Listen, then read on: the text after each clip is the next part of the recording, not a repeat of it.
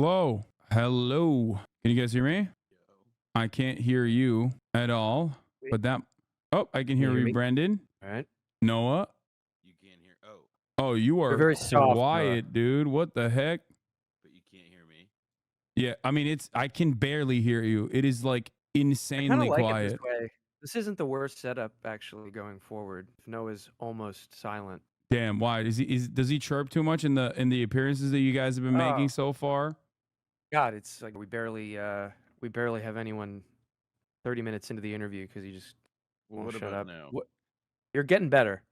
It's getting a little bit better. How's this? Better. Crank it up higher, Noah. And what about this? Oh, perfect. There you go. Boom. All right. What about now? Welcome back to the show. The Blowback boys. They're in the building. Ready to let it rip. You guys have a new series that just came out. Let me run the trailer for that actually. Do you have that link? Yeah. Chat, you drop give me it the in. link. I found it. Let's get started with this first. So They were sending great numbers of troops into Cambodia, preparing for what is called the Tet Offensive of that year. We take this action not for war in Cambodia, but for the purpose of ending Vietnam.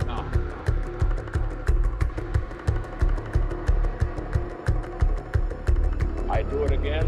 I do it again. Do it again. It's just a dead country. We're still fighting the Vietnam War, and if we have to use the Khmer Rouge as a pawn in that, we'll use them. I do it again. I do it again.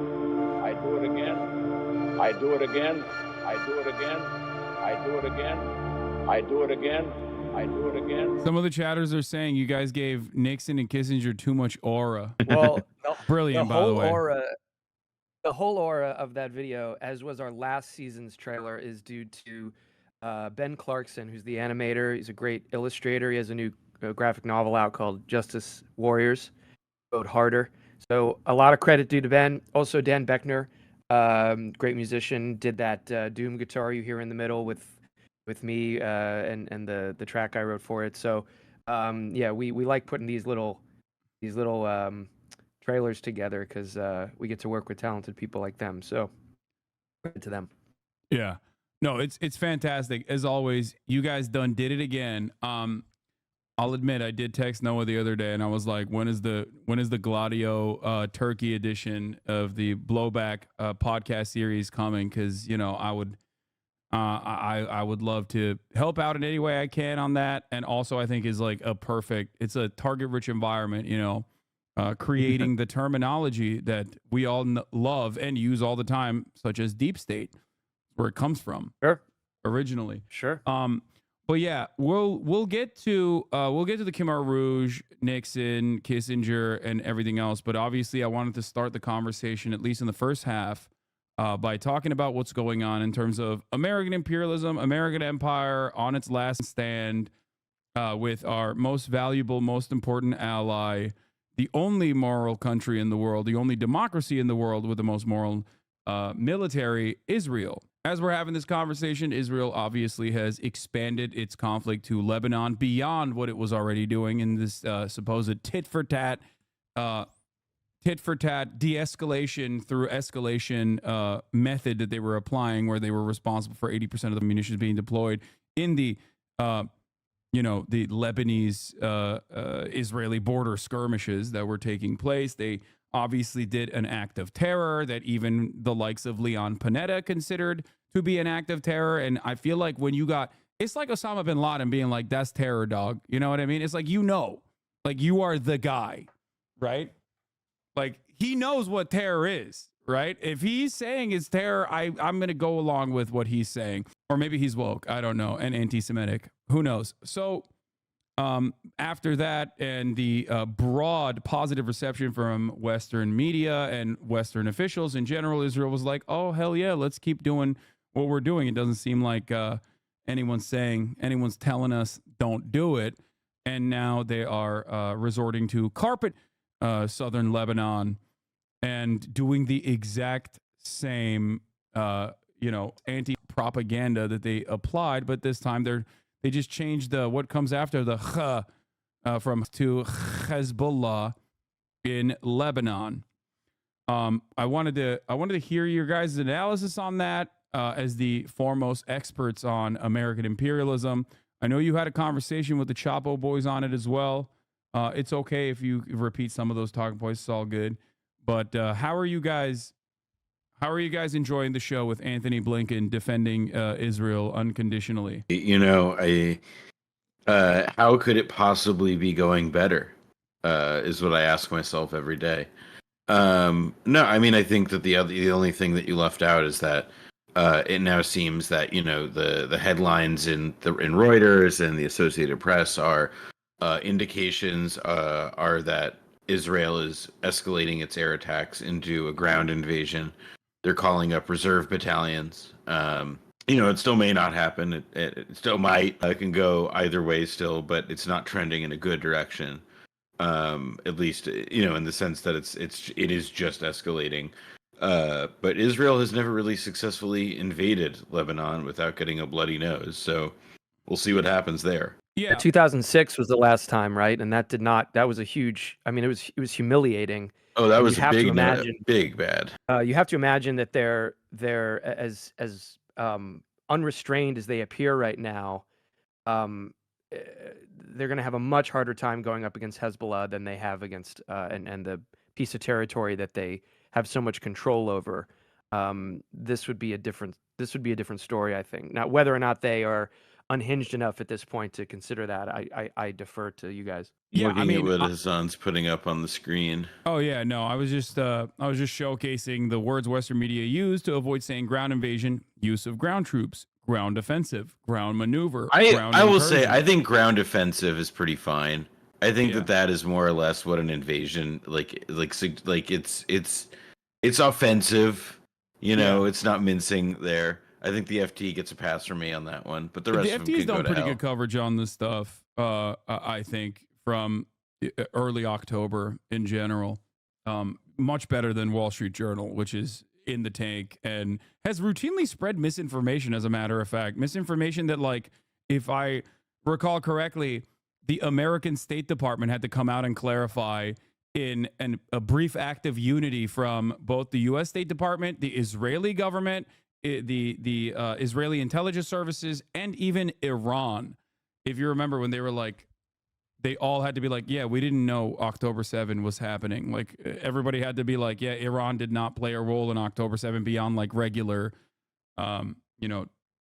logistical support and training to like militants. I mean, there is now, I think, a quality of I guess like the media at this stage of it is kind of it's sort of hard, I think, to communicate like why stuff is going on without just sort of like I've not read a story yet in a mainstream paper that doesn't like really kind of foreground that like Israel is choosing to escalate.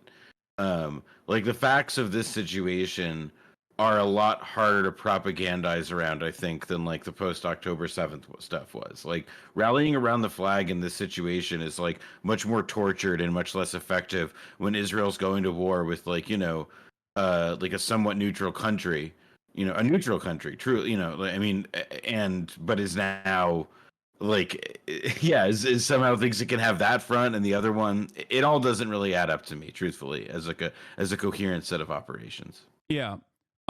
So the question I have, I guess, that many people also have, and I want to hear a different perspective on this, is like, what the fuck is Israel thinking? Because as you also correctly pointed out, they've had an incredibly hard time dealing with an ascetic resistance force that is basically in captured territory, that is under permanent Israeli mass surveillance and occupation. They can't deal with like 17 to like 20-year-olds wearing Adidas tracksuits, running up to their $30 million Merkava tanks and lobbing grenades directly into it.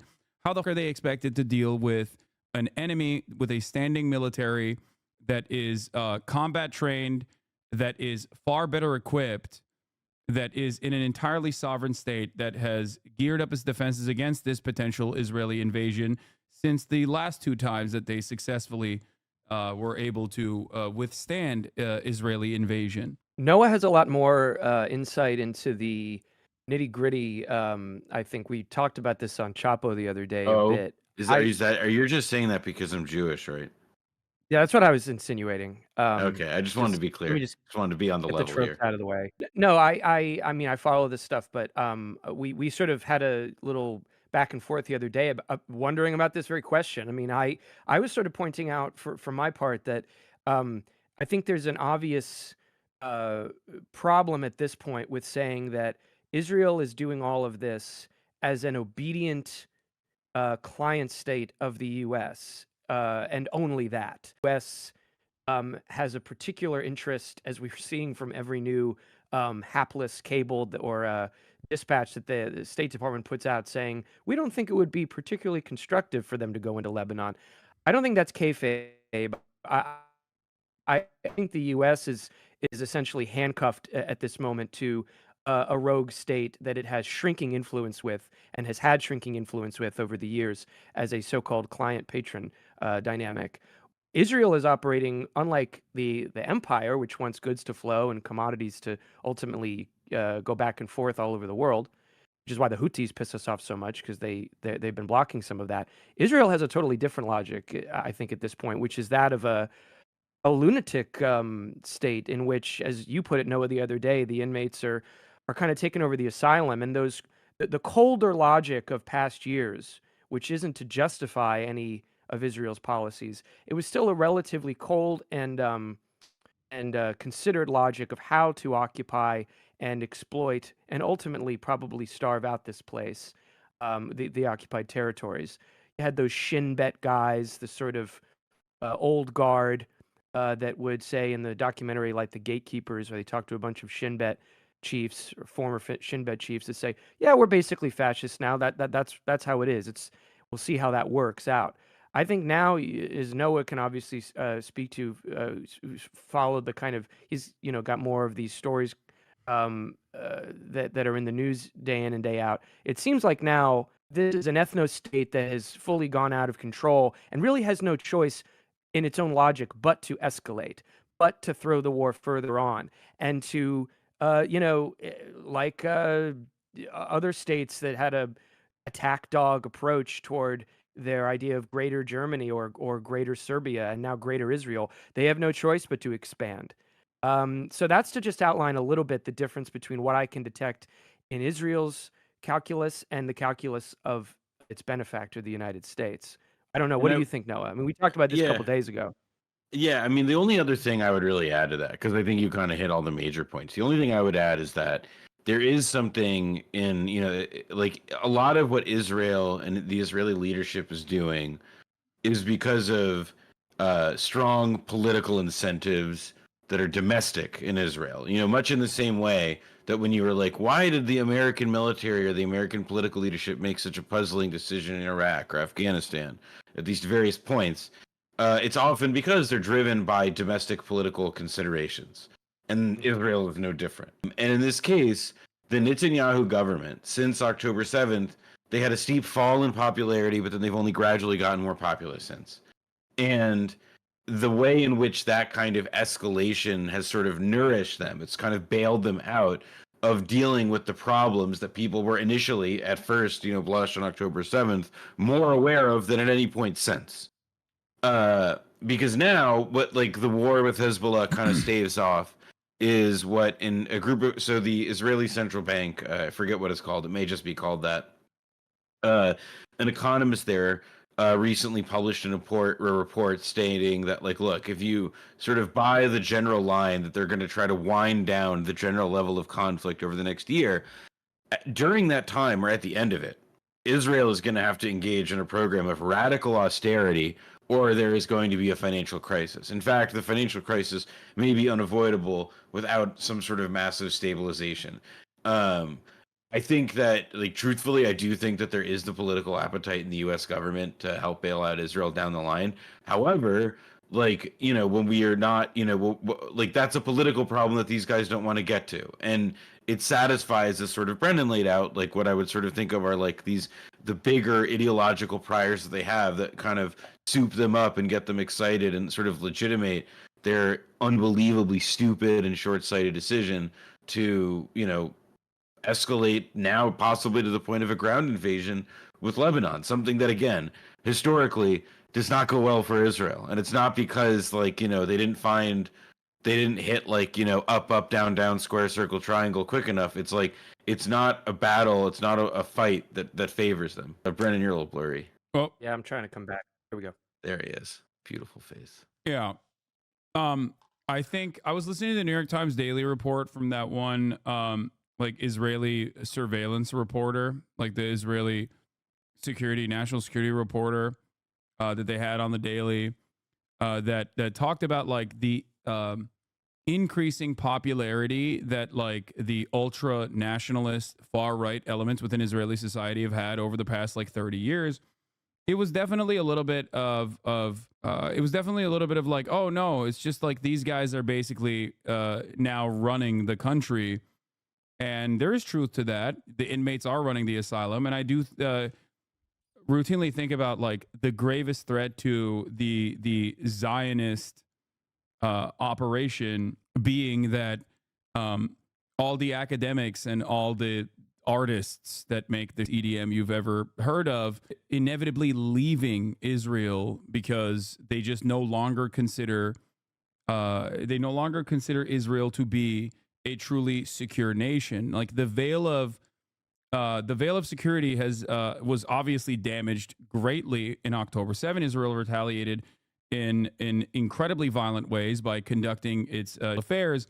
But beyond that, ever since then, the Iron Dome has failed time and time again, including with, Houthi loitering munitions and also a hypersonic missile coming directly from Ansar Allah. These are this constitutes a genuine threat to like normal Israeli society, where they can no longer operate under the veneer of like, we are a Western nation where nothing bad will happen to you, and we can be as violent as we want to everyone without any sort of repercussions to normal Israeli society. Like you could still go to the beach in Tel Aviv and party as we are conducting our, mere miles away. And I think that constitutes a grave threat because it will inevitably turn Israel into a nation that is entirely comprised of messianic, inbred, ultra-Orthodox psychopaths with a nuclear arsenal, and further push them away as a pariah state. Obviously, that is terrifying for the future of the world, right? But it's also terrifying for the Zionist project in general, and I think that's why a lot of these like Shin Bet guys regularly try to like speak out against that, because they also want the maintenance of the apartheid to continue to a certain degree that is manageable in a way that does not disrupt the regular order of business. And while, they have recognized that they're slowly losing their grip on power, the thing that comes to mind, obviously, like the former Shin Bet official that told Benjamin Netanyahu, if you consistently, if you continue these attacks on the West Bank, like this is going to become an unmanageable situation. An October 7 style attack might happen. This was way before October 7. And Benjamin Netanyahu's retaliation to that was, you're woke. You've been captured by woke interests. And that's what happens when you let a guy from Philadelphia be your leader. But big L on that one for Israel. Well, we talked about this the other day too. With regard to America, there's a thesis from back in the day called the Yankee versus the Cowboy. And I think you could apply that analysis to Israel as much as anywhere else, including America, where you have divides in the ruling class. There are those Israelis in power who we were just describing, who want to maintain their hegemony in the area. Maybe someday they hope Israel could take over more of the land officially, but for now it's okay to maintain it. Similar to the American, during the Cold War and beyond, the American Eastern establishment who thought, let's keep Europe stable, let's run NATO, let's do containment, and we'll get there. Versus the frontier types, the Yahoos, the cowboys, who in the American example would be, your pro-Vietnam China lobby types who wanted to take the Cold War into Asia, where they thought it was really going to cook and pop off, not worry about Europe, who they viewed as a bunch of, snobbish leeches of America. And in Israel, the example would be exactly the crowd we've been talking about, the so-called inmates taking over the asylum who want the frontier to keep going, the manifest destiny to keep going, not in a 50-year period, not in a 100-year period, but right now, today and tomorrow. And that's who, as Noah was pointing out, that's who's taking over. And that's not necessarily a good thing for their fellow Zionists because it's short-sighted, it's unstrategic, and while it's horribly violent and a terrible thing for everyone else as well, it's ultimately kind of a death drive and suicidal.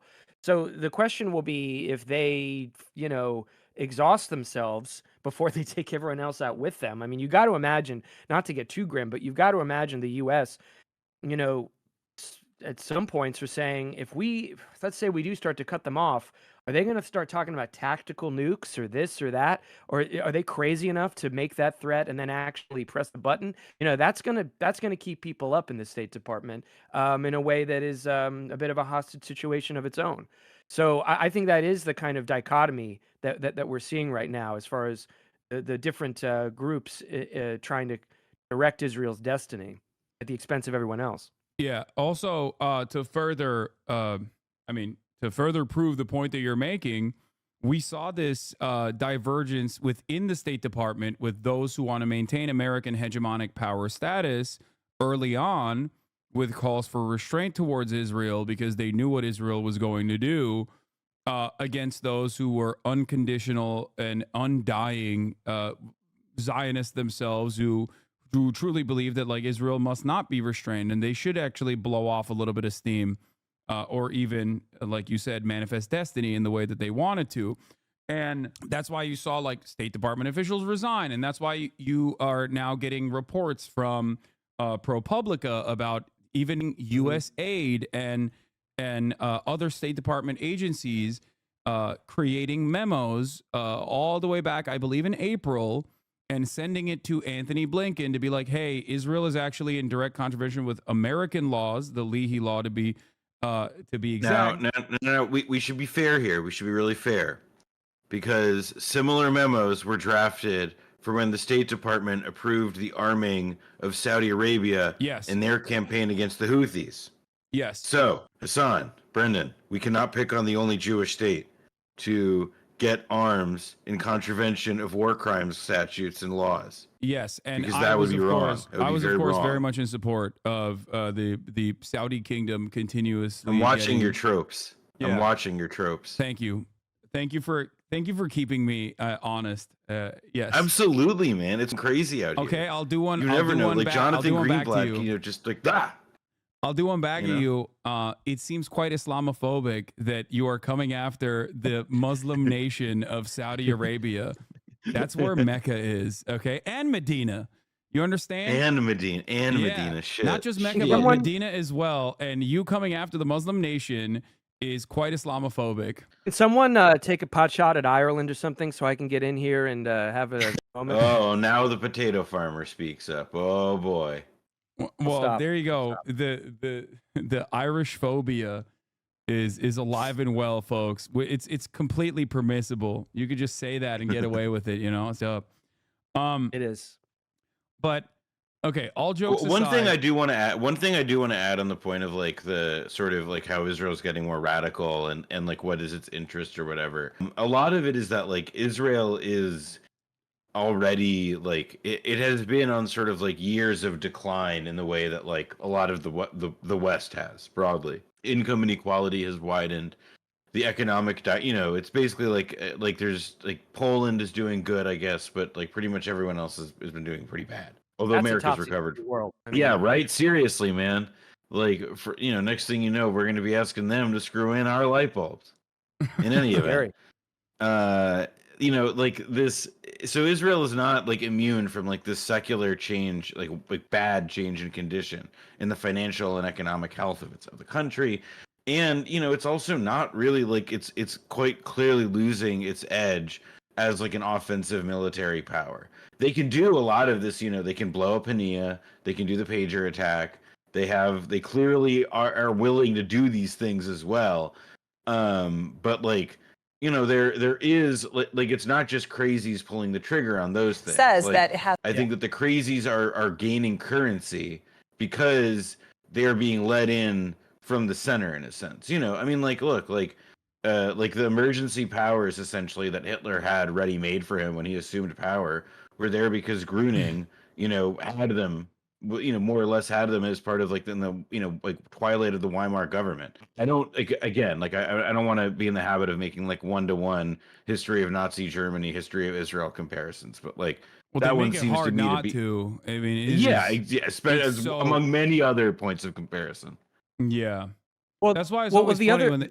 All right, go ahead, Brendan. Sorry. Oh, I was just gonna say. I mean, that's another way that you can look at like a dichotomy is that Israel has always done shenanigans like this, blowing up a bunch of people, assassinations of civilians. They've done that in the past. I mean, they spy on Americans, and the liberty and all of that. There's a long history of all this, but they've always been very their perception in the world, particularly within America, has allowed those rogue practices to be juxtaposed with a very well-run PR machine, in which they run a tight ship and they have good message discipline and they know their way around messaging and public relations, and that whole side of it, which has allowed the rogue acts and the assassinations and wars and all that to have this sheen to them that Americans, as an important audience, swallow very easily.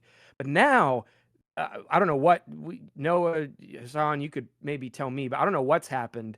But they have lost that polished PR machine. They are now dealing every day with images and video, not only of politicians saying grotesque things and rape advocates being the Forrest Gumps that get to go on TV and like be mascots essentially on talk shows and stuff like that, but also videos from the battlefield, if you want to call it that, in which the soldiers are doing war crimes in plain view. I mean, that is not Well, I'll actually add to clean image.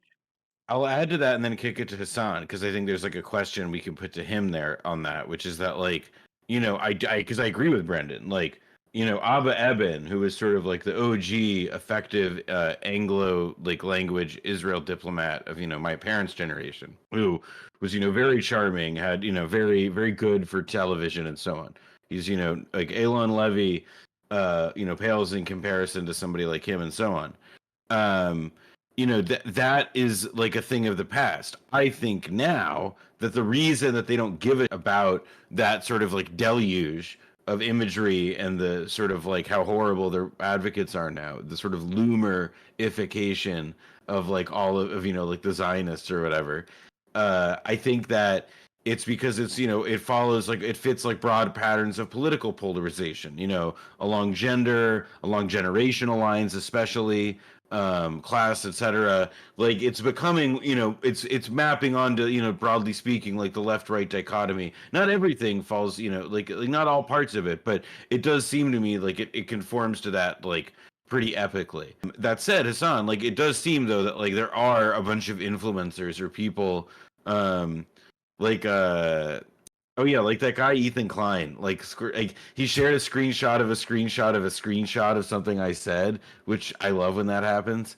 And like, but like he's like somebody who's like, okay, clearly he has like an audience of like people on the internet or whatever, but he's also like a very big pro-Israel moron, and like clearly like there is like some like novel development in like how certain people are like effective pro-Israel advocates now representing that viewpoint from like a younger generation, but like who are like achieving something even if they don't have the finesse of like earlier folks or whatever. I don't think Ethan Klein's audience is as even remotely seemingly pro-Israel as he is. That's my assessment, which is why he's constantly duking it out with his own audience or with regular frequency on this issue. But as far as like what has changed, I think a couple things. Like obviously a pivotal point was 2021 when a lot of the NGOs that I normally am somewhat critical of openly declared Israel to be an apartheid, which took away like a massive cynical deployment of anti-Semitism whenever you brought this thing up, right? Because you could be like, well, these are institutions that like are formative in the rule-based international order, and they are all also correctly calling Israel an apartheid regime. And I think ever since then, with also social media and the fact that people can like actually humanize Palestinians and directly hear from them, the dynamic has changed quite a bit because of that democratization of information spreading and not being completely captive to mainstream outlets that will repeat the State Department line unconditionally and vociferously. A lot of people have been able to make up their own minds about what they see as like truly a bloody and barbaric affair. I think that is also that plays a major role. But beyond that, I think that the complacency that Israel has with many years of like complete like unconditional support that Israel gets from mainstream media has, I think, it caused them to miss a step a little bit. Like you're now seeing operations being launched online. You every now and then you'll see like a pro trans black former vet Christian come out and be like, y'all not gonna do this right now with the what was it? I think Crank T Nelson had the tweet. I gotta pull it up real quick to show you. But it was like it was such a ridiculous and so obviously like a guess. Like this makes like Russian attempts look brilliant in comparison. Here, this is the one I'm thinking of. Or these like the watermelon ISIS. Yeah, on watermelon anti-blackness, ISIS. Yeah, Jewish yeah. hating again. These wannabes, nail emoji, nail emoji, nail emoji, and it's just like when you look at the account, it's like Black Trans Lives at Truly Be Truly Free, Trans Pride Flag, Black Trans Pride Worldwide. Jesus is the way and the truth.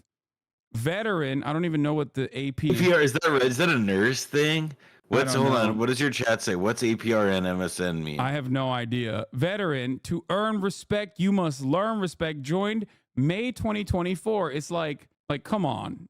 And it's also, like wait, hold on. Go to the profile picture. Go to the It's AI. It's AI. Look, it's filled in. It looks like it's incompletely filled in. Yeah, look at the Israeli flag shirt that she's wearing. Also, look at how like it's like the background. It looks like you're like drunk in Tunis. It looks like. Yeah. So I mean, this right here. Like, if this is your attempt of causing some kind of instability amongst the normal groups that are like advocates for Palestinian emancipation, like this is a horrifyingly bad job. Like you are not carrying out a good operation here at all, right? And there's many such examples of this. Like, and I think it comes from a place of complacency. In many respects, I think like Israel saw what happened to apartheid South Africa and learned all the lessons of what not to do, and greatly increased its operations in ensuring that America always maintain a positive attitude towards Israel. But I think they got a little too comfortable in that and didn't recognize that like in the new age of information with the internet, you can't really get away with all the bloodlust, no matter how hard, how hard you try. I agree with that, and I'd also add that like something else that like definitely changed was there is like a sort of like downward linear level of like appreciation and identity that like the average like or the median American has with the state of Israel. And you could sort of think of it as like the apex was when Paul Newman starred in the movie Exodus in like the 1950s or 60s, and then but ever since then it's been sort of like progressively downhill as people see like Israel's true nature revealed time and time and time again. And it's obviously uneven, but and like I think there may have actually been a pro-Israel peak in the 1980s, but like broadly speaking, when we look at like now the history like through the 2020s, we see that it's this big downhill thing. And there is like you can't outrun that. Like it's Mm. it's coming. It was a change, bound up in generations, and that was always going to make this kind of level of advocacy really difficult the next time. In fact, by the way, like Israel's committed an unprecedented slaughter, and they've committed this unprecedented slaughter at a time when like everybody has a camera attached to themselves. Like Yeah.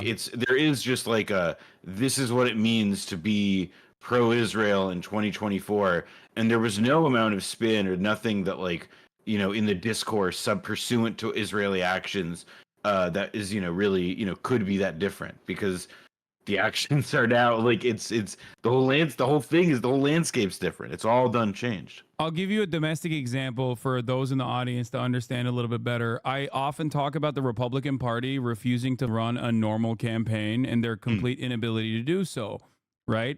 They have hugboxed themselves into believing that like everybody cares about only trans people, and they always want to think about like children's genitals, right? And that kind of trans panic and crime panic narratives actually cost them the midterm election successes that they were supposed to get under a Biden administration where Americans were experiencing negative real wage growth. Like at that time, it should have been the Republican Party wiping the table, but they got so comfortable and so insane that they put up like Doug Mastriano, for example, like a QAnon guy, as the governor of Pennsylvania. They brought forward Herschel Walker. And a lot of people single out Donald Trump, but I think this is the entire Republican Party so hyper focused on culture war narratives that they end up coming across as truly repulsive to like normal people that aren't as invested in those narratives. And I think a similar thing could be said about Israel in the sense that like they legitimately think everybody thinks in the way that they do, all the way from the most quote unquote woke liberal Zionist down to the settler in Hebron spitting on the nuns. Israeli society has been hugboxed and echo chambered into thinking that like when they say, oh, we are going to call their children, and when like an American hits the translate from Hebrew button, they're going to look at that and go, yeah, no, they're doing the right thing. I'm on board. I'm invested. I'm just as invested in this project as you are. They don't. They think it's weird. There's also like obviously resilient underlying anti-Semitism at play here as well, both from the ultra-nationalist and pro-Israel contingency, like the evangelical Christians, who will be like, Israel must be defended because they're God's chosen sons, and also, while simultaneously in the same breath, repeat things like they have horns and tails and are the magic money people, down to... Well, it's a classic case of like how like if there are like all these like correct Jews who are like these perfected little humans who live over there, then like, well, we've got all these surplus, Jews who, as Trump said, are going to be the reason he loses the election. There's nothing that makes me feel more secure than like a really, really, really like pro-Israel guy in Kentucky who didn't meet a Jewish person until he was 28. Yeah. But beyond that anti-Semitism, there's like a underlying, like Felix brought up this point when he was on the broadcast, and I completely agree with him. Like, let's say you grew up in like Omaha, Nebraska. You've never met a Jewish person ever, but you have consistently heard the narrative in normal conversations, right? Because a lot of people do like secretly believe this shit where they're like, there are a lot of wealthy Jews in media and in positions of power, and there's not a lot of Jews in general. Like when you have that underlying attitude and then you see what's going on, okay, and then you entirety of Congress get up and deliver a standing ovation to Benjamin Netanyahu as he's like talking about how there are college campus terrorists out there that are backed by, like, what are you supposed to think? You know what I mean? Like, this is how anti-Semitism festers and grows, like real anti-Semitism, not ADL that I'm talking about. Like the old I mean, as of 10 or 15 years ago, I remember there was the Mearsheimer Waltz book, the lobby, right? The Israel lobby. Yeah, that was And 18 years ago. Yeah.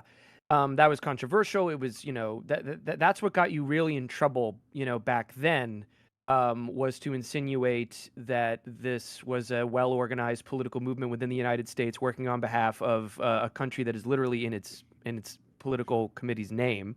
But if you start, and of course people can go overboard with that, and what they really mean is the secret lizard cabal or whatever, and we all know what we think of that. But to deny a clinical treatment that you would give the China lobby, the Cuba lobby, any other one of these organized political movements for the benefit of another country within America to make sure it continues to get support, and you try to drum that out of the like polite discourse or reasonable discourse, you try to completely bury that.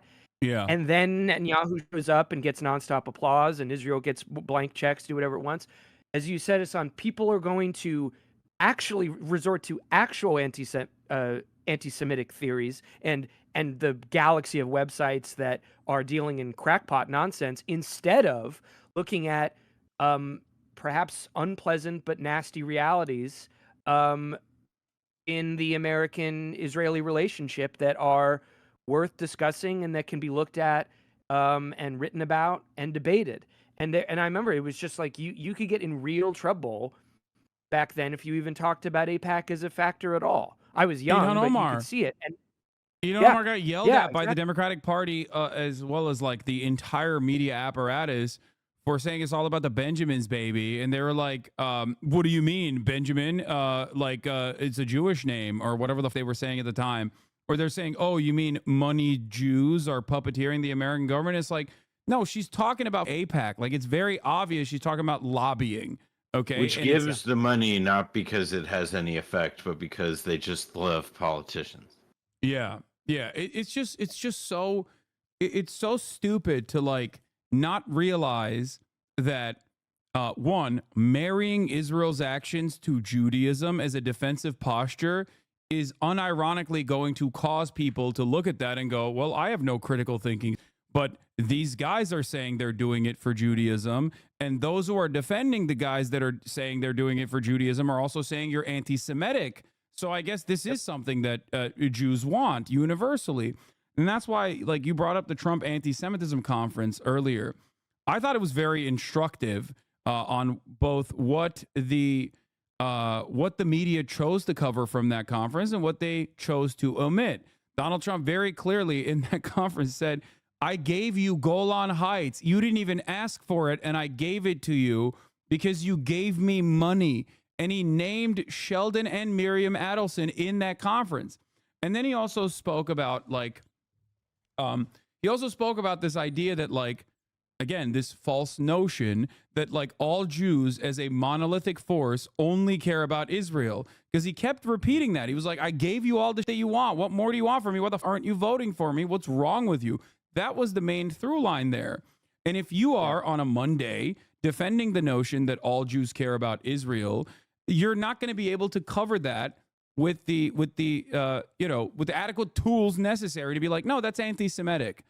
It's not just anti-Semitic when a Nazi says it. It's anti-Semitic when those who are pro-Israel are saying that as well, even if they're cynically using it as a defensive shield. Now with the whole, I haven't followed it closely, but the slander from CNN, Dana Bash, and Jake Tapper, I think much like the Israeli, charm offensive is not what it used to be. Americans who probably, like American media figures, who probably would have gotten away with something like this not so long ago. It seems like now there is a genuine pushback that makes it to their desk where they have to weasel out of it, as I believe Bash did yesterday. She didn't issue a correction, which is the word she should have used, but she issued a clarification, I think she said, about Rashida Tlaib and her remarks that they tried to paint as anti-Semitic. And again, it wasn't so long ago that would have been the end of it, but people just aren't buying that anymore, and that's a big problem, obviously. To it also that one was like a little bit of like a sort of like perfect storm of like they made up a lie. The guy who they made up the smear about Tlaib, the guy who was the interviewer who was supposedly a part of it declaimed it immediately, and they still ran with it. Like that one was like a full, that was to me a sort of illustration of how they have to bend over to give it to their natural affinities in ways that they didn't, it used to be a little bit more subtle, or it was, I mean now even they I'm kind of surprised at the very least that they even got an apology out of it, even from Jonathan Greenblatt. But I guess that one really was that egregious. One other thing that also me with this stuff is that the like real anti-Semitism, to me, like the idea of like people who like want to like like who dislike Jews and dislike what they perceive to be Jewish influence and stuff.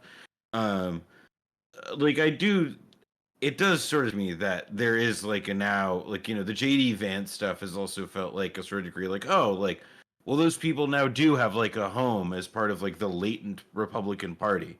And so as things deteriorate in the Middle East, like now those people have a platform and a soapbox so much to stand that they didn't before. Perfectly conveniently timed for like the single most anti-Semitic thing that's ever about to happen. Yeah. Outside of the Holocaust. I guess the final question before we move on to the Khmer Rouge and your latest series is the question that I hear all the time and I give answers to all the time, which is like, why is America so committed to Israel? Sorry. Like, why is America so committed to Israel? What are your opinions on it? This is sort of what kicked off our discussion the other day on Chapo is,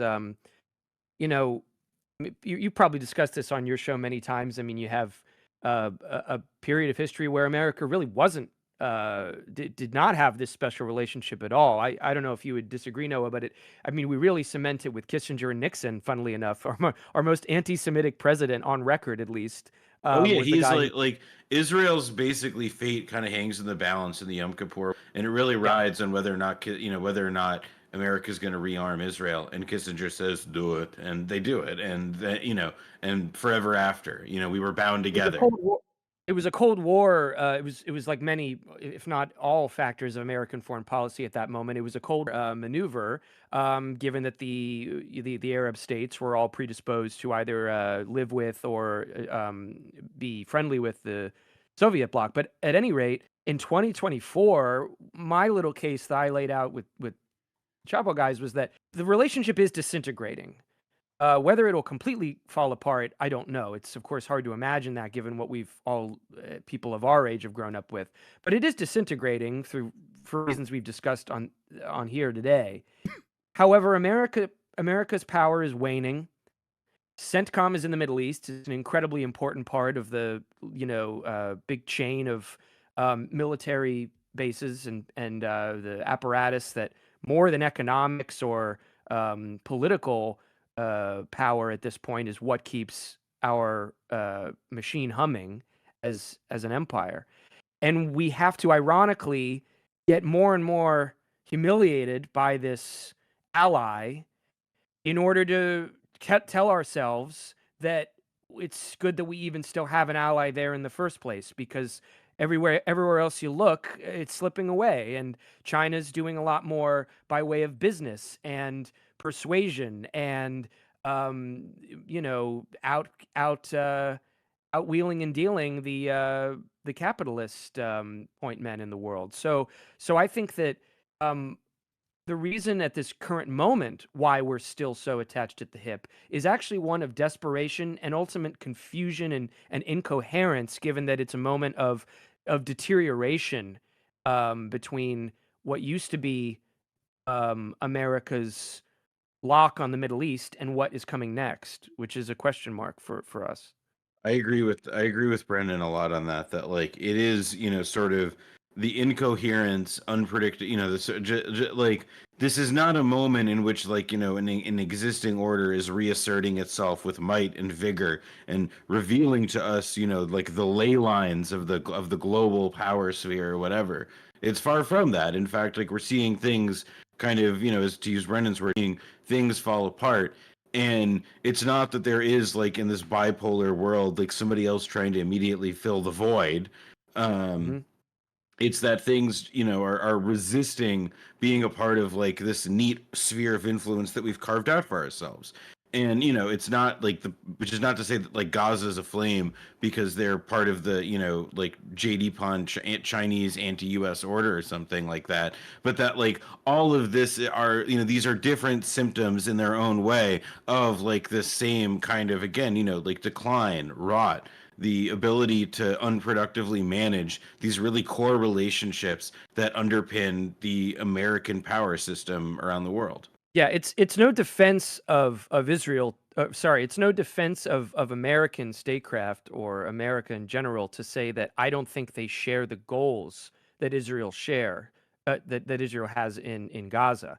I think it's just a fact of the matter that they are, for their own reasons, more opposed toward rocking the boat with this fragile yet still existent allyship, however increasingly unstrategic it is, than the alternative.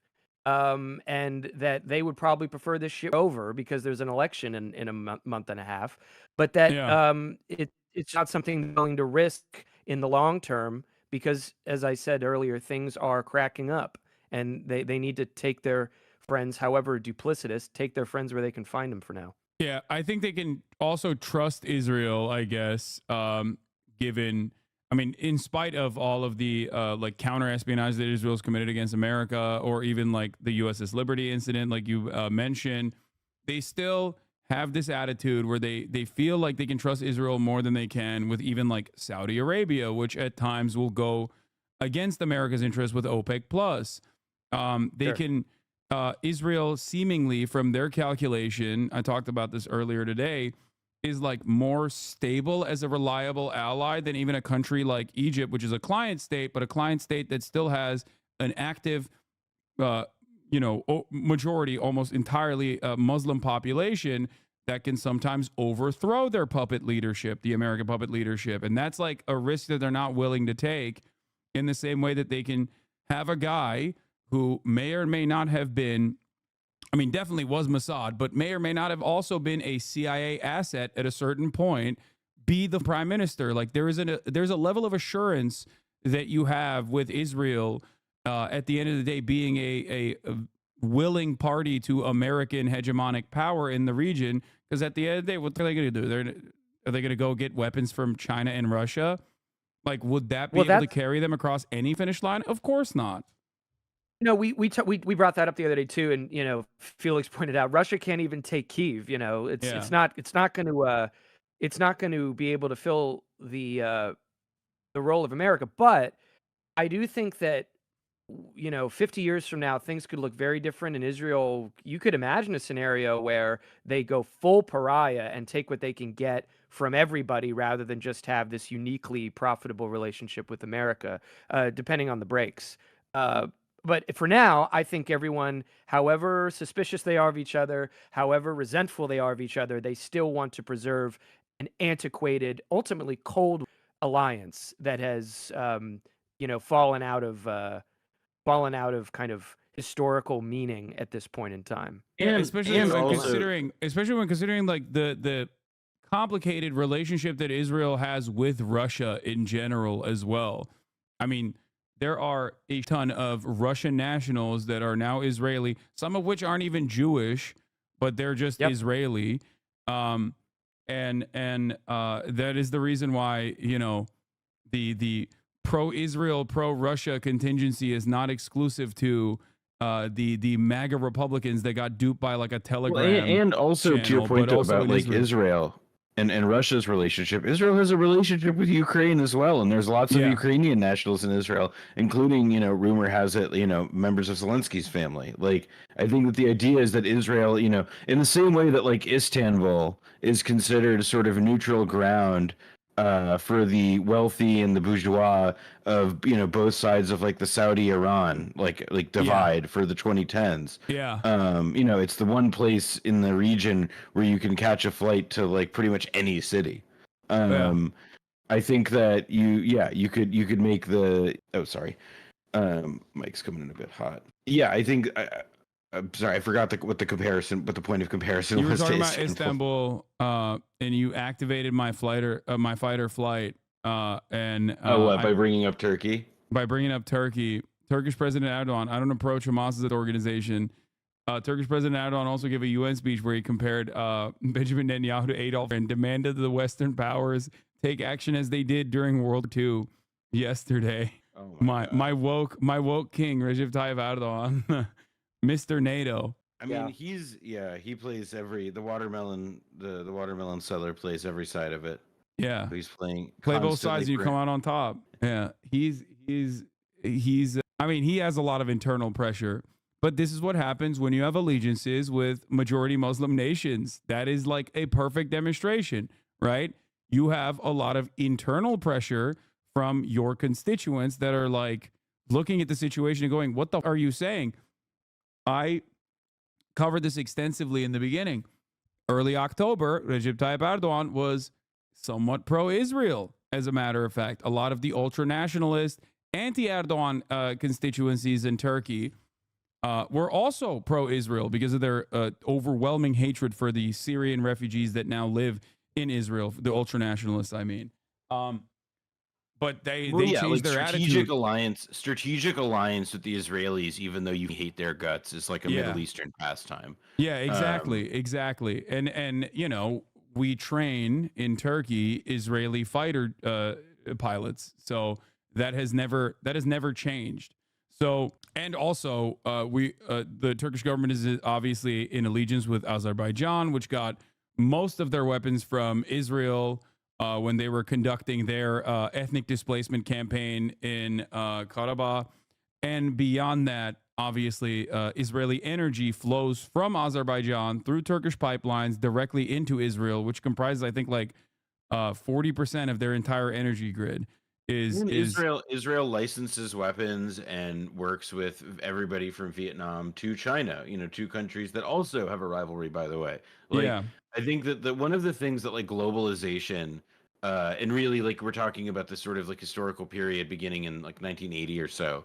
So for like the last 45 years, more or less, you have had a period by which everything got like more interconnected. There's still conflict, yes, but like the economic ties that bind a lot of these countries have made open conflict that much harder. And people who could be isolated and removed from it and picked off by sanctions regimes like Saddam Hussein, or obviously attempts on Cuba and North Korea, they'll try that. But in general, like it is a very difficult thing to do. And that's, it's a testament to Israel's unique cult like mania that they're gripped by at this moment, that they're kind of like they're speed running the demolition of all that. They're removing all of the complexity that has protected them for the last 44 years on top of the strategic assurances given by the US, and they're just dynamiting it with like this like really radically like even by their standards, like the most violence that they have dealt probably in half a century. We are now talking about over the course of a year. Historically significant shit. And they've lost. I just sent Noah this clip before we went on. They've lost their ability ultimately to to deal out this type of violence while preserving somehow a respectable sheen on the international stage, at least among the nations that it matters to them. There was an interview. I don't know who the guy was. He was some Israeli government spokesman who was being interviewed by some British journalist, and the journalist just said, "What gives Israel the justification to have nukes and not Iran, especially in this day and age?" And the guy just said, like, "Well, I find the question offensive." And the journalist was like, "Well, I'm still going to ask it."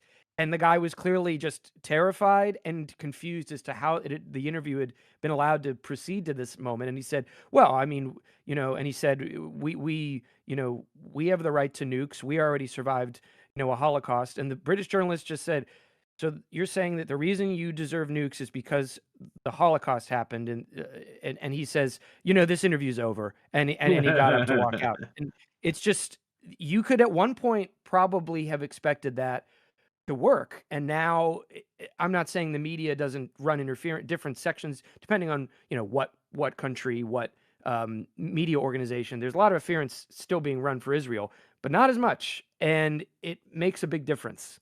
And I think that in and of itself is a sign of where things are going. Yeah.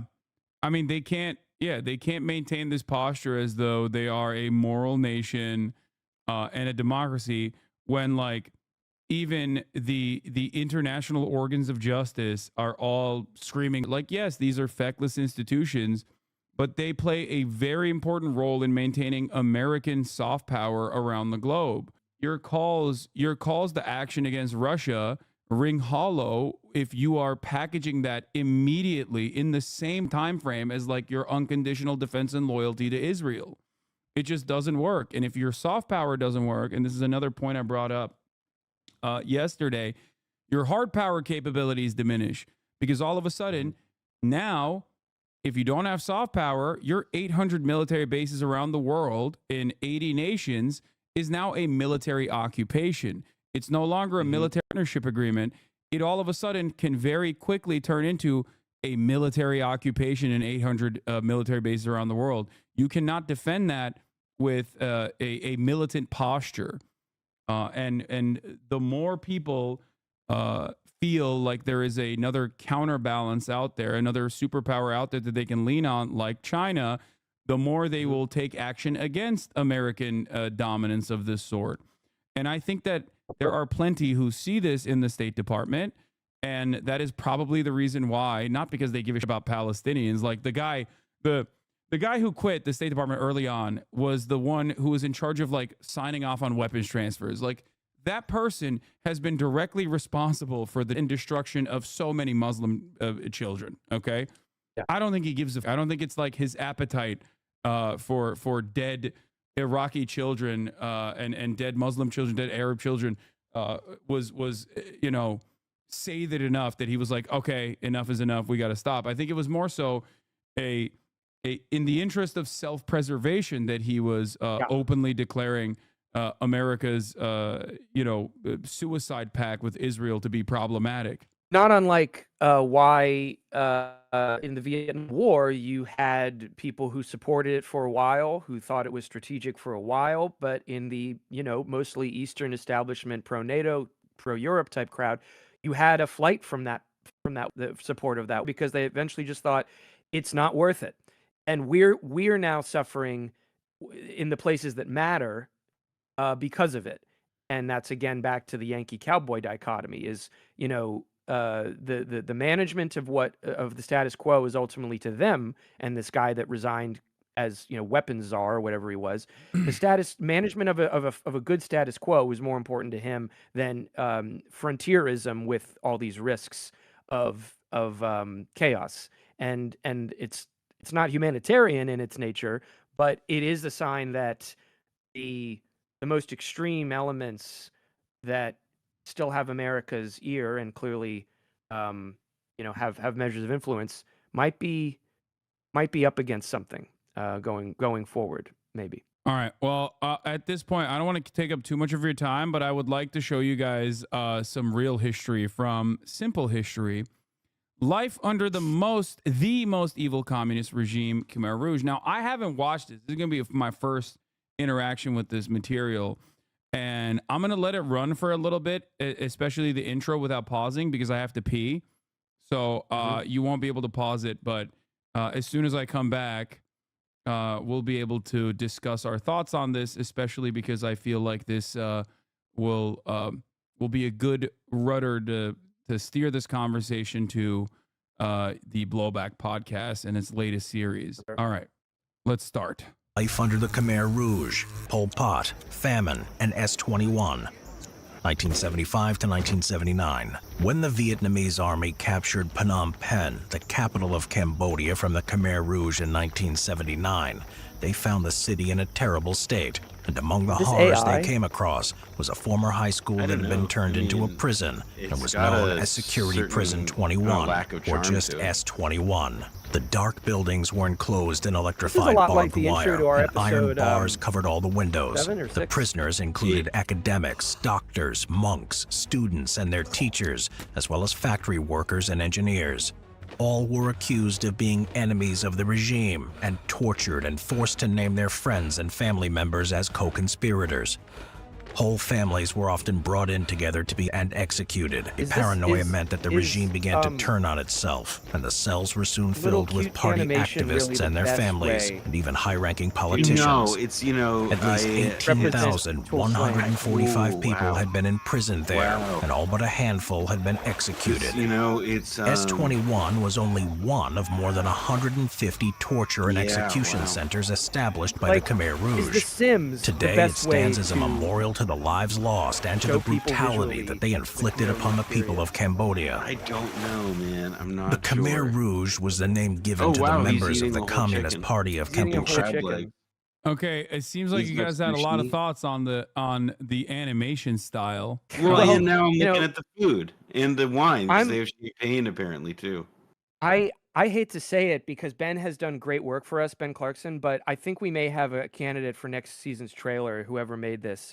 This is a little bit of a cut above, I would say, what we've done with that video. I agree. Okay. I hate to say it.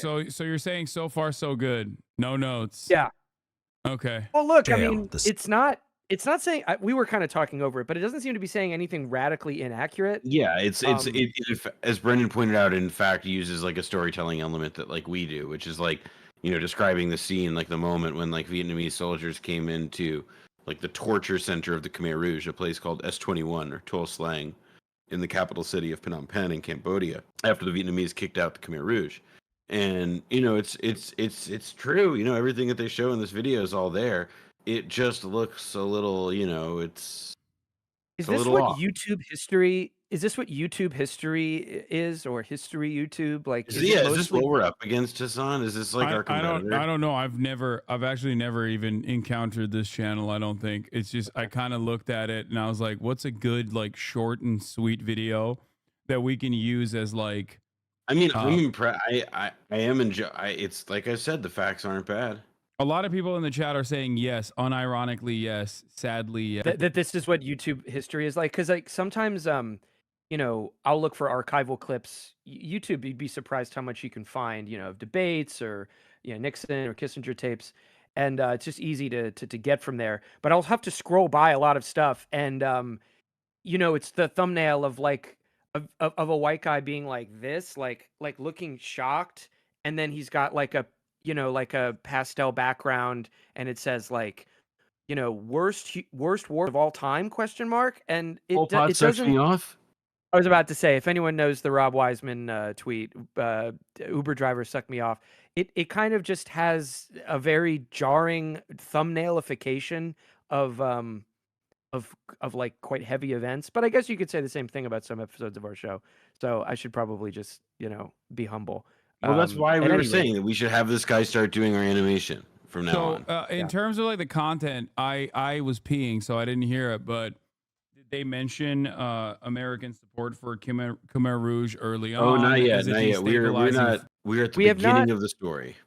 We have not gotten there in the video. I wonder if they would, but you know, it's funny. There were people in Cambodia we spoke to. Noah and I went to Cambodia and Vietnam for the purposes of this season, and we had people who were really helpful and you know, showing us around, and even some people there didn't know about America's support for the Khmer Rouge. It's not that it's top secret. It was published by the journalists really on top of these stories at the time, but it seems like a much more important fact than it was ever really given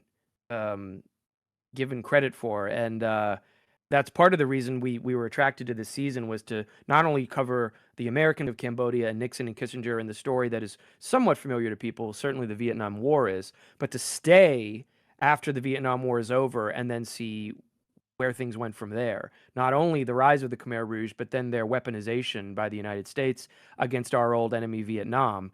And I think that people would be quite surprised to learn that, say, when the Vietnamese kicked out Pol Pot, we condemned them kicking out Pol Pot and enforced a sanctions regime against the new government in Phnom Penh during famine conditions. Things that might sound familiar to people from the topic we were just discussing moments ago. So it's a fascinating history, and one that I think, you know, as we try to do, one that we think should be more well known. All right, well, let's continue with this this work of art. CPK, who ruled Cambodia between 1975 and 1979. They were led by the infamous Pol Pot, who attempted to purify Cambodian society along racial, social, and political lines. This led to one of the worst cases in history. Influenced by Chairman Mao's Great Leap Forward in China, Pol Pot imagined his own super Great Leap Forward in Cambodia. After seizing power in a civil 1970s, You made a face there. Well, I'm intrigued by the thought bubbles that Pol Pot is having. One was just a building, and which they did have. Also, like, where And- is he? He looks like he's in a room in a map. And then they wanted. It seems like he's dreaming of missiles. I guess I don't. Yeah, That like really a super actually great wasn't- leap forward with missiles. They're leaping forward with missiles. Yeah, just like Mao. I'm learning. Just like Mao, I'm learning is what I'm saying. 75, the CPK wanted to rapidly build the country under their own vision. Pol Pot compared the Cambodian revolution with those in China, Korea, and Vietnam, and proclaimed that no revolution would be as fast as his. Indeed, the CPK was obsessed with speed, and many in the party were paranoid that they would be replaced, and believed the faster their plans could be achieved, the safer they would be. The super great leap was to be achieved independent of any foreign aid, through independent self-mastery. Guy sounds like Khmer Solid Rouge Snake. theorists What'd you say? This guy sounds like Solid Snake to me. Yeah, a little Narrator. bit. Well, I mean, put some respect on David Hayter's name, sir. Well, I mean, we don't know that it's not him working on this documentary. He would never do such a thing. believe that No, an I agree initial with you. I'm period of just hearing him. I'm self-imposed hearing this. economic isolation would stimulate the rebirth of the crafts and the country's industrial capability.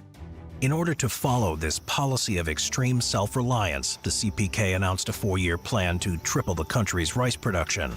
However, Cambodia hear had it, Noah? suffered severely during the civil war. I'm waiting. Three I'm quarters waiting of for him to. I'm waiting for the narrator to say the Khmer Rouge wanted a weapon to rival Metal Gear.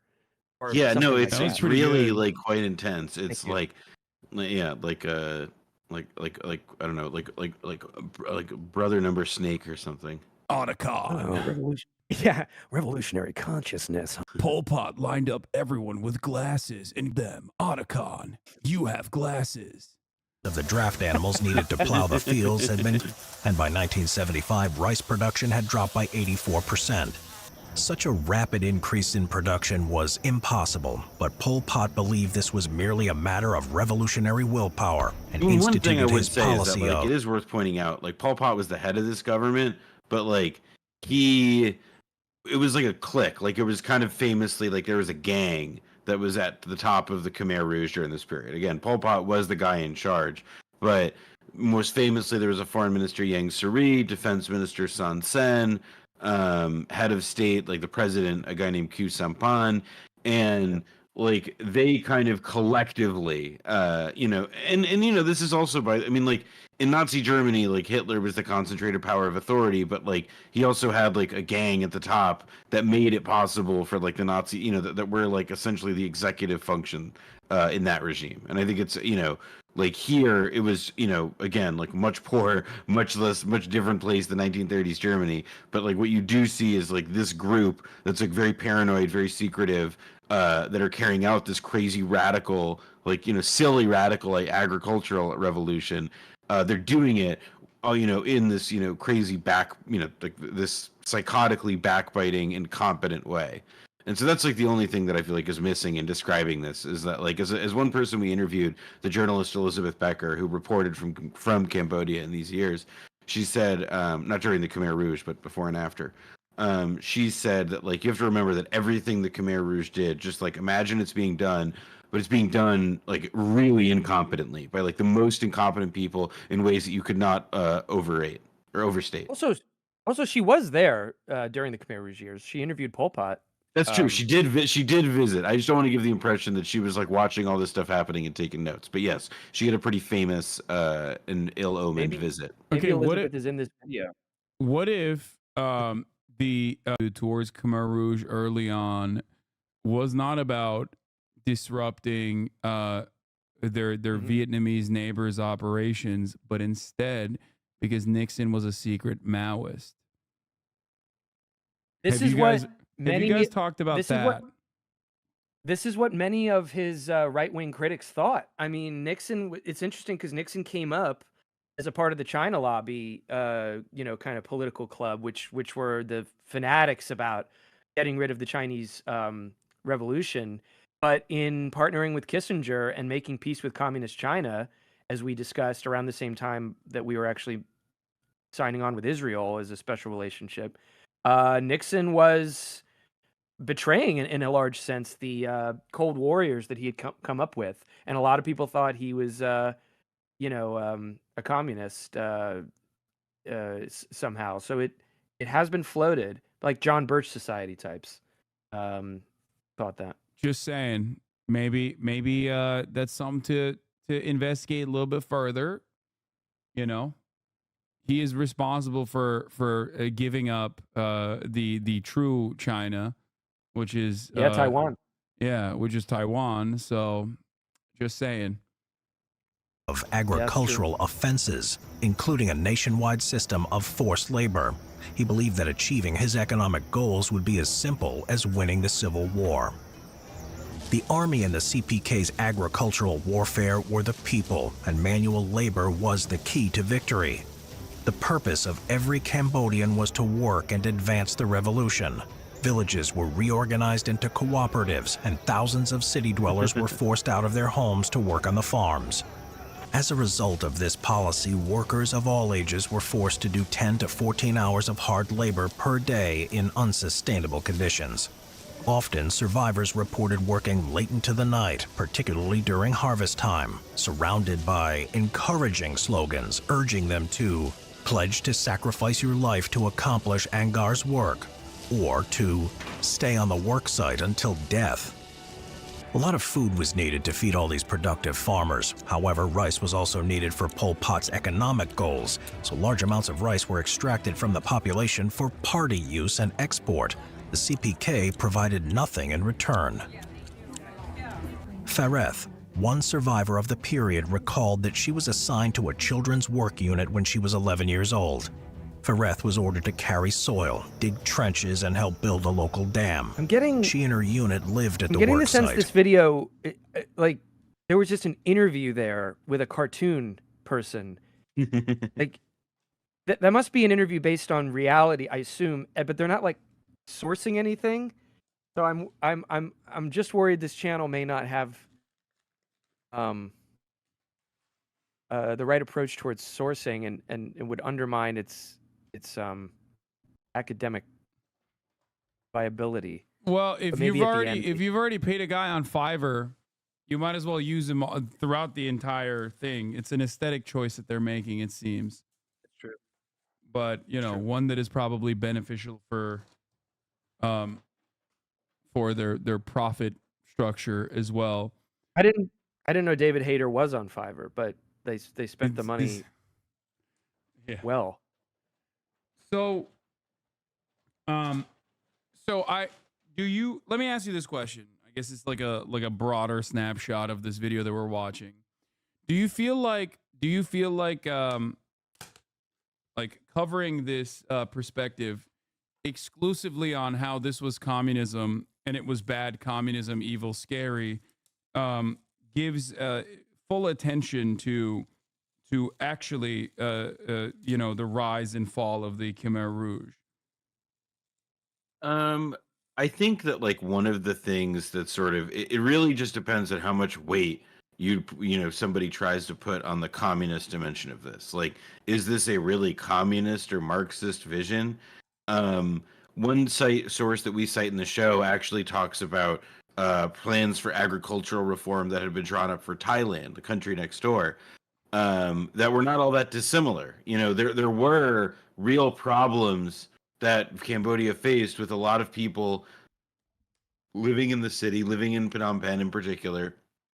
And, there was some like rebalancing in order. Obviously, the way that the Khmer Rouge went about it was stupid and insane and violent. But I think that, it's sort of like the Khmer Rouge didn't do all this because they had like a really, I think like really like a rich communist tradition they felt participating in. I think that their vision was actually much more nationalist in nature and was much more focused on a revitalization and renewal of the ancient Khmer kingdom. and that was the sort of axis through which like a lot of like a project of national renovation was really how they kind of characterized a lot of this. They didn't even publicly announce themselves as Marxist until a couple of years into the existence of the regime, and it was only after Mao died, and there was a lot of pressure from China presumably to make that happen. It was China. There was a there was a communist movement before the Khmer Rouge that was largely dismantled after the 50s, or in the middle of the 50s. They were the sort of second generation of Cambodian communists, and they harbored a lot of bitterness and resentment toward the Vietnamese, which had already existed in some kind of cultural and historical sense in Cambodia. But they really thought the Vietnamese were the final boss, and that everyone in the way, including the American imperialists, were going to do the easy part.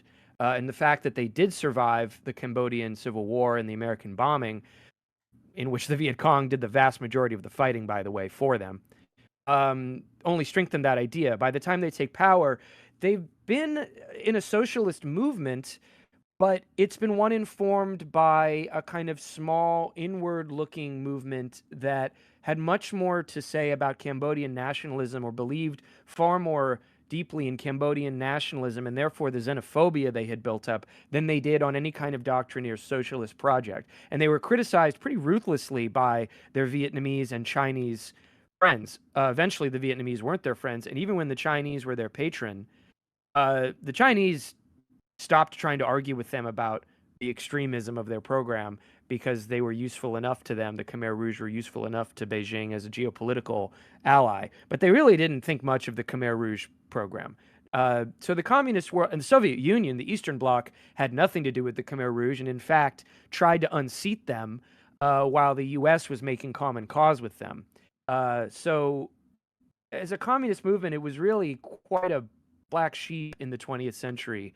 And whether you even care about, these labels of what kind of communists they were and blah, blah, blah, I mean, there's a lot of writing on that. Some suggest it was more of a classic peasant revolution that had far less to do with modern ideas of socialism and communism. But they certainly at first identified as such. When they go into the jungles in the 80s, after the Vietnamese kicked them out and the Americans start supporting them, though, they were the first communist party to dissolve themselves. And Pol Pot said, we're going to have to follow the West now. And they got rid of their Mao jackets and they started wearing safari suits. And so they gave up the communist look pretty quickly, which of course makes some suspect that they and they also, I don't think, were ever like, they didn't have like, they didn't have like a rich set of relations with other third world nations. They were very isolated. They were, like a lot of communist states have meaningful foreign relations, and in the case of the Khmer Rouge, they had one set of relations with China, which sent them a bunch of money, and that was who they cared about. And for a time, at the beginning, they had relations with Vietnam before that went south. And yeah, I mean, to me, like, Seems like you're saying they're MAGA communists. Yeah, that's what someone said in the Majority Report comment section the other day. Which, in a way, they were make Cambodia great again, communists. Yeah, but MACA. Yes, in a sense they were. Yeah, or MACA, yeah. Yeah. MACAGA. I could use some MACAGA. But yeah, Macs. they gave up their communism pretty quickly as soon as it became advantageous to. So I guess that if people want to judge them on how they acted once they were out of power, it doesn't seem too sincere. They let them to film a documentary at one point, but otherwise, Noah's right. Their only real relationship in the trading and economic sense was with China, and the U.S. We funneled them money and arms and training through a coalition, which is always useful to do, kind of like the Mujahideen, and just claimed that if anything gets to the Khmer Rouge, we had no idea. Of course, most of it did. Peter Jennings did a great documentary piece for ABC in the early 90s, and we were still supporting them, and basically told the world that we were. It's really good. I think it's still on YouTube. I grabbed a copy elsewhere, but for the show. But it's a good report, and unfortunately, it didn't stop us doing it. One thing that you brought up was the way that the media was talking about the Khmer Rouge early on during the Mhm. period of our, not so overt allegiance. And I think that is very instructive, usually, in figuring out like where the State Department's opinions lie. I believe you said that there was like positive coverage as well, not dissimilar to Osama bin Laden from Western media. In the beginning, the most positive coverage of the Khmer Rouge were coming from left-wing sympathizers who thought that there was no way that these stories from refugees going into Thailand could possibly be true.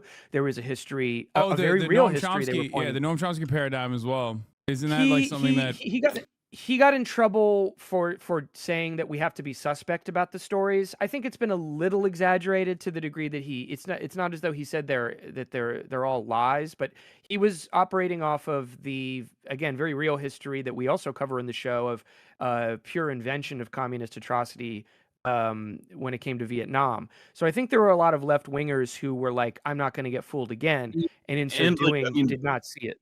the Vietnamese themselves like bottled, like they were, about 2 years into the reign of the Khmer Rouge, when things, I mean, really after the first year, when things started to go quite badly, the sort of like one way that they began resolving their problems without really resolving them was by attacking Vietnam, which China was happy for because they wanted Vietnam. They viewed Vietnam as their principal rival, and they were like, well, Cambodia is kind of a basket case, but if they're gonna, take the fight to Vietnam, then good for them. And I think that like in Vietnam, we cite sources, people who ended up after a border conflict, where Khmer Rouge forces massacre Vietnamese villages. And these are people from Soviet bloc countries, not necessarily that sympathetic to Cambodia in this stage, more sympathetic to Vietnam, and they are just learning. After like 2 years into this, they're like, oh, only now am I did I start to consider that like the Cambodian Holocaust stories were real. That's what this Hungarian journalist called them. But I think that that's sort of a good illustration of also how like the earliest coverage of these people really emphasized like the mystery and secretiveness of this, because again, like that's part of what happens when you don't have foreign relations, is that like the only people who end up supporting your doofy radical program are academics who don't know better, and don't have firsthand knowledge, and I guess China in this case. The more striking stuff is the coverage of them, the positive coverage of them long after these were reported. And we cite one New York Times op-ed whose title was Pol Pot, brutal, yes, but no mass. And the pull quote in that is, Vietnam is the real threat to Cambodia. This was because, and actually that journalist was a very involved journalist in covering the brutal America was waging in Indochina. And he had just preserved a certain, I suppose you would say, misguided allegiance to the Khmer Rouge, to the point where he opposed the Vietnamese into the 90s for, I guess, being mean to them and overthrowing Pol Pot. At any rate, it was in the New York Times. It was good enough for them. And of course, there were sort of feigned protests by American diplomats, but we preserved their seat at the UN and allowed for good coverage of them and positive coverage of them. So that's perhaps more shocking to people. And of course, the actual U.S. policy itself is shocking. But they when Elizabeth Becker, one of the key guests in our show, she was with one of these Western academics. He's all Scottish, I think, or Australian. Yeah, he was a Scottish academic who worked at SOAS in London. Malcolm McDowell. And he got a room over from her while they were visiting, and they were interviewing Pol Pot, and she almost got attacked herself, but she escaped. And she suspects that the Cambodians did it to kind of say never come back, even though they were the ones who had invited her and the deceased guy. So yeah, it was an odd ideological trajectory from all sides, as the sort of the super third worldists and the American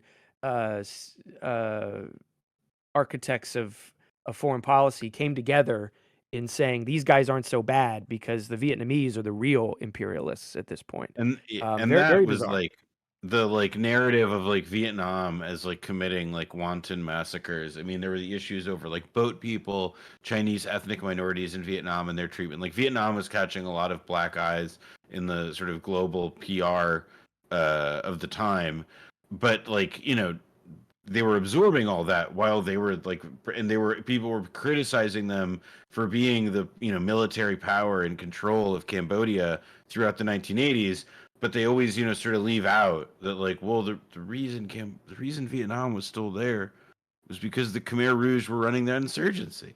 So there is this also like this process where it's like they valorize the Khmer, or sorry, not valorize, but like they, you know, there was this toleration of the Khmer Rouge, and you know, like instead of talking about their, or even talking about the Vietnamese tribunal of Khmer, of, you know, for Khmer Rouge, like not even wanting to engage with the Vietnamese presence at all, we immediately thought like, well, how can we use Pol Pot against them, because they must be so de facto, like, you know, they are not us, not Pol Pot. It's the Vietnamese. And the Vietnamese had their citizens massacred by the thousands right on their border. You know, this wasn't us going to Iraq and starting a 10-year occupation for no reason, or even the Soviet invasion of Afghanistan, which we covered last year, which, you know, again, was right on their border. The Khmer Rouge were hoping to start with Vietnam, and they did. And Vietnam simply said, "All right, we're nipping this in the bud. We know all the stuff these people have done, and it's not coming to us." And that is why they took the action that they did. They probably weren't so interested in an invasion, given they had to reconstruct their country, which wasn't an easy thing to do. We cover that as kind of like a side story in the show, because the U.S. promised Vietnam reparations under Nixon, and once he was ousted, we said, "Nixon who?" and denied them their reparations. I mean, it So looks like this Vietnam had a video. lot of. Oh no, I was just saying because Hasan was like scrolling this video, and it looks like this video is just kind of about like how much life sucked under the Khmer Rouge. Yeah, Like there's a fair enough. section on children and child labor, then there's one on executions and one on prison. I mean, it makes sense. Like it's interesting in that like the Khmer Rouge did have an interrogation and executions policy.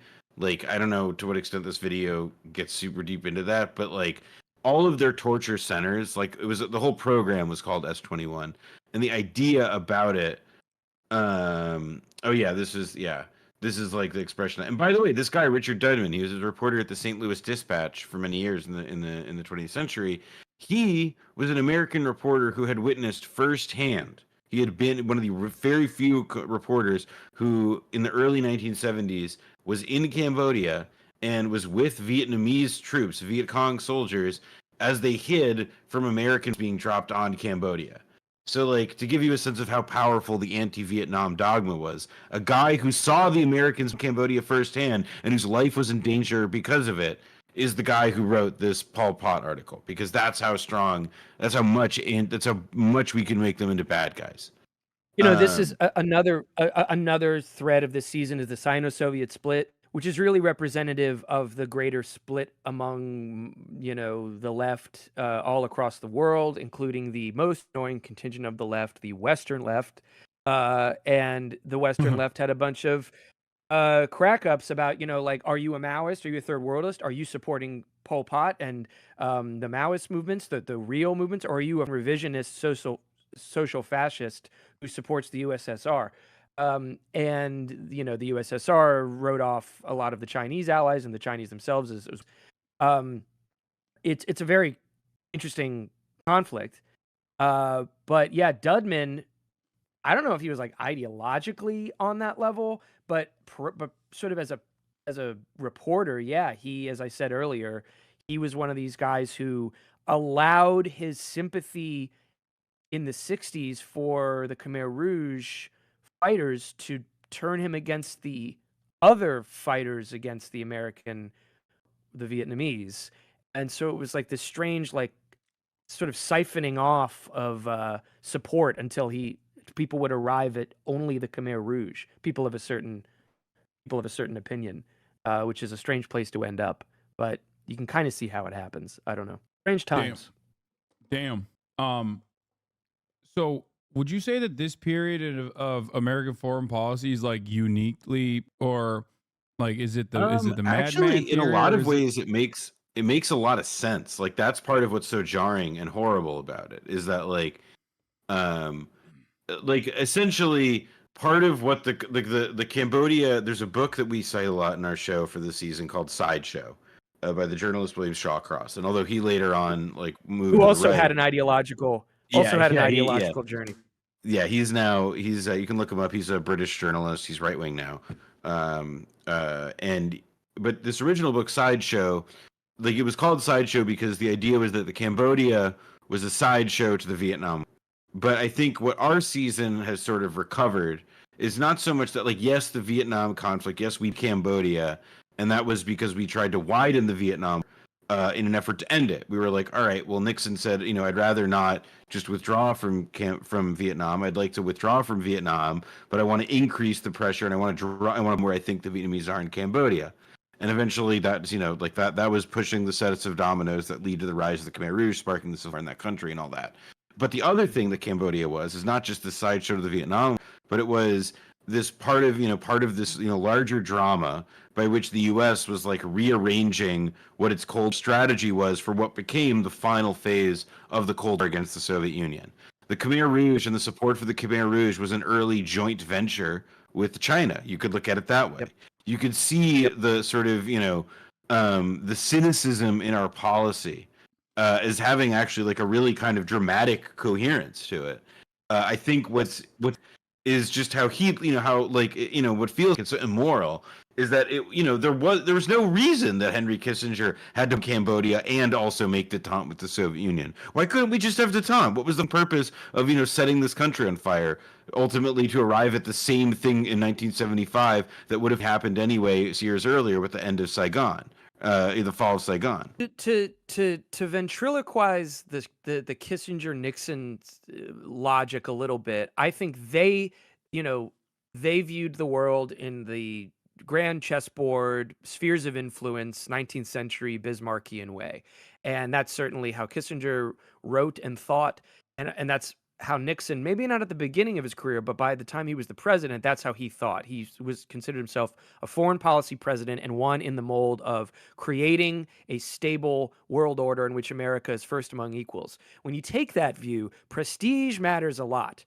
And so I think that, not to actually disagree with Noah about the human cost of any of this, but to their minds, if they were going to embark on as risky and bold a venture as making peace with China and normalizing relations with China to basically drive a wedge in the communist world or take advantage of a wedge that was already forming in the communist world, they couldn't also lose the Vietnam and also the war in Cambodia. They had to be strong enough by winning or perpetuating that and punishing our victims there to be strong enough and have this credibility of strength to make this other bold move, and vice versa. So it became a feedback loop of this kind of horrible logic where big countries we can work with, like China or the Soviet Union, because they got the SALT treaty out of it with the Soviet Union, which was good, but it's always at the expense of the smaller nations. This was something that Fidel kind of said around the time of the missile crisis, which you can agree with and disagree with as well in certain ways, which was like, although overall I find it persuasive, which is the United States and the USSR, we know they're going to work stuff out. The question is what happens to us, the small countries? And I think that was the same question hanging over Nixon and Kissinger's peace deals with China for Vietnam, Cambodia, and Laos. It was a trade-off to them. You couldn't have one without the other. I think that's in what Kissinger's case, the irony, not irony, the horrible thing is that in a way he was kind of the dude who was born for this mission, because his actual academic research and what he spent, or not research, it's a strong word for it, but what he spent time writing about and sort of espousing opinions about in Foreign Affairs magazine and stuff, was about this idea of fighting little in what he called the gray areas of the world. Yeah, I think he was a strategy master of this exact thing, and he was ready made for what Nixon needed, which was in essence to set the third world on fire. Because by the way, it wasn't just Cambodia. I mean, there's a very good book by the historian Paul Thomas Chamberlain called The Cold Fields that sort of tells the story of how the Cold was this insanely hot in all these little countries. I mean, or you had And like active coup. even some not so little ones like Indonesia. Yeah, yeah, exactly. I mean, Indonesia or like, Bangladesh and Pakistan. I mean, those are not small countries either. Um, I mean, it's rather, I mean, it's rather, there's of peace. You could argue. Yeah, and it's not to defend or revise the idea in America and certainly in the countries where this happened, that Kissinger and Nixon were involved in evil ventures or brutal, senseless. But uh, I think it's worth clinically and you know carefully looking at why their policy was what it was and what stabilizing things did come out of it and what destabilizing things and terrible things came out of it. It was good to make peace with communist China. That was a needlessly hostile and destructive American policy for decades. It wasn't a good thing to obviously base that kind of progress on the expense of hundreds of thousands of people, millions of people in Indochina. Anthony Blinken possesses all of the craven aspects, for example, of what Kissinger would allow or enforce for his president on the global stage, with obviously zero of the vision or pretenses to vision that you can at least recognize um, in a self-aggrandizing, but ultimately significant historical statesman like Kissinger. Blinken is just a hopeless fool, and the American foreign policy now doesn't have anything like the kind of gutsy vision that these imperial minds had in the middle of the Cold. So that's a way of talking about schizophrenia, the different angles. Like the last thing I'll say about it to sum it up is in China, when Kissinger died, he is officially a celebrated figure. Yeah. Americans, there's memes and he was evil. He's the most evil guy, which I sometimes think is kind of lets every other American off the hook. If it's just like, oh, there's just one guy who was just the one evil person. It's not to defend or be an apologist. I think it's a little bit of baby's first, Well, he is the reason that the Kissinger hate is so passionate is because of a very specific thing, which is that he lied about the Vietnam ending, and like the sense of antipathy that I think like generations of Americans have held for him for years in particular really just comes down to like that more than anything, that he was like Nixon's Vietnam butt boy, and like that the justifiable and totally correct hatred of him at front. He got a Nobel Peace Prize. Exactly. Like it makes a lot, it's he was sort of, So did Obama. I mean, I was going to say he reminds me honestly of like Elon Musk. Like just imagine having to see his mug everywhere for the 70s. Like my God, that would be annoying. Yeah. Although it must be said, Kissinger was he had far more game than Elon Musk. He had far more riz than Elon Musk. Yeah. Which I is mean, not he a did high a lot. bar. He did a lot with how ugly he was. So I want to ask you guys one final question, but like in terms of like, I guess on its face, somewhat incomprehensible foreign policy movements that the Nixon Kissinger duo engaged in, do you see an analog there with the current administration and the way that they're dealing with the dynamics between Hezbollah, Iran, the Gulf states, and also Israel? Or is it more so just like you said on autopilot at this point, and it's just like Anthony Blinken is a wormish figure who is just trying to let everybody dominate him?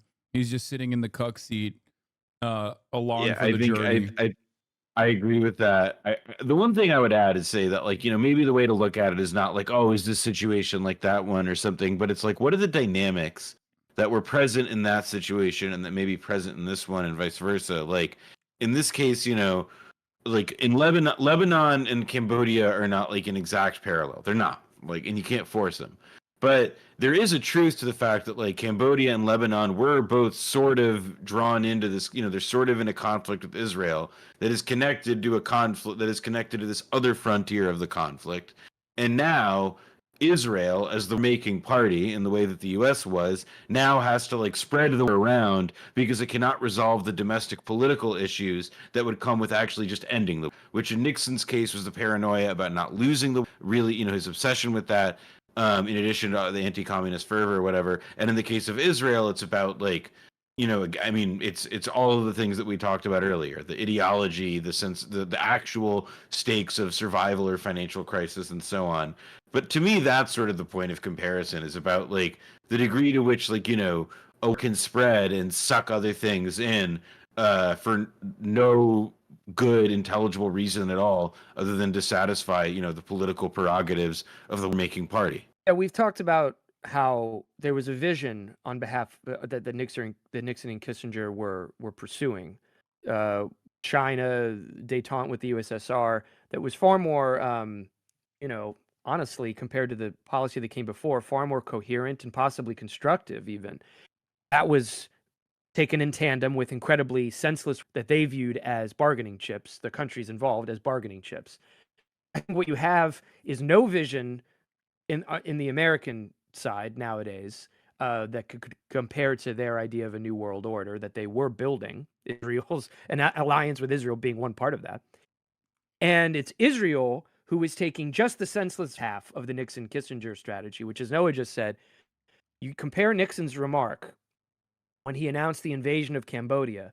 He said, to your point, Hasan, at the top of our part of the show, he said, "This is not an invasion. This is a way to end the war in Vietnam." In other words, escalating things into Cambodia is a way to de-escalate them in Vietnam. Well, what did Israel say the other day? We are escalating things as a way to achieve de-escalation.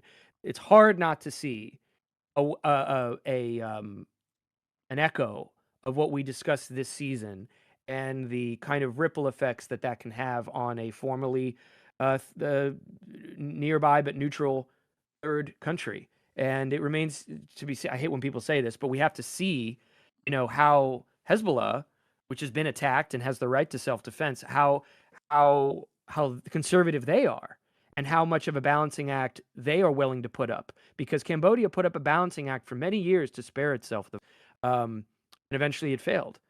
So we'll have to see how that goes in this case. But no one in our current day is, unfortunately, can be said to be as on the level of Nixon and Kissinger, I think, as far as their grand master plans are concerned. Yeah, I mean, we're now in a position where like Nixon and Kissinger, part of what made them so special, let's say, or unique, was that Kissinger literally had permission when as soon as he became a national security advisor to like redo the wiring in Washington and become the most powerful advisor, like the hand of the prince or the hand of the king or whatever. Literally the wiring. He could do whatever, you know, he had the authority to do all that. And one of the things with Biden world that's sort of become evident is that there's this troika at the top. You have Jake Sullivan, Anthony Blinken, and Bill Burns, who's the head of the CIA. And Bill Burns is the one who clearly is trusted with like the big boy stuff or whatever, but like there isn't actually any, you know, like I don't really believe at this stage that we have any evidence that there is a driver's seat, let alone somebody in it, in terms of like the American strategic outlook here. So to affirm what Brennan was saying, that like there's nobody who's on the Nixon Kissinger level or whatever, because like the situation that we have now is not, you know, is not anything like that. It's this inertia. It's this horrible, you know, I mean, like it's like a carotid artery that's like, you know, exactly what like, you know, pro-Israel lobby has purchased and won for itself through its machinations. Like that's what it wants, because that is what enables the status quo to persist. It was a different era 50 years ago, just a radically different time. It's just hard to comprehend when you have to consider that there is like this incredibly powerful force, this blight on human society for so many generations is just like basically falling asleep at the wheel, and like the car is just, you know, 3 seconds removed from flying off the side of the cliff. Like it feels insane.